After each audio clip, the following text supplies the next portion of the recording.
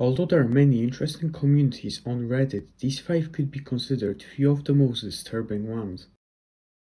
Starting off with perhaps the most infamous one, we have r/sounding description reading. Sounding is the practice of inserting objects into the urethra for sexual and/or mental pleasure, with videos and pictures of men inserting things like markers to even staplers in their hole. This subreddit deserves a spot on the list.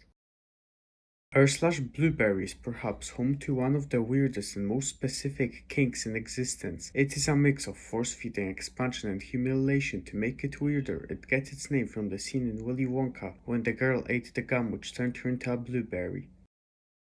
On the other side of the spectrum, we got r/Finspo description reading inspiration to stay or get thin, although now banned and didn't seem bad at first, as promoting being thin is healthy. However, one look into the subreddit, you could see how instead of promoting being thin for health, it promoted borderline anorexia.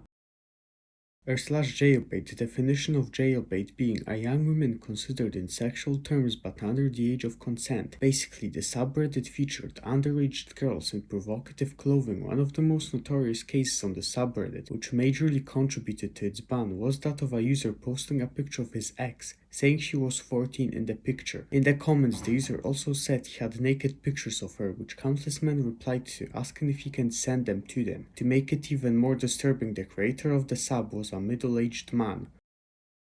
r/cannibalism ranged from people asking questions about cannibalism to people fantasizing about it to even people claiming they committed it. It wasn't the worst part of this subreddit, but the pinned link which would take you to a cult website called the Church of Euthanasia, and an article titled Butchering the Human Carcass for Human Consumption, which went into a detailed description of how to prepare and then eat a human body. The subreddit, just like jailbait, also got banned.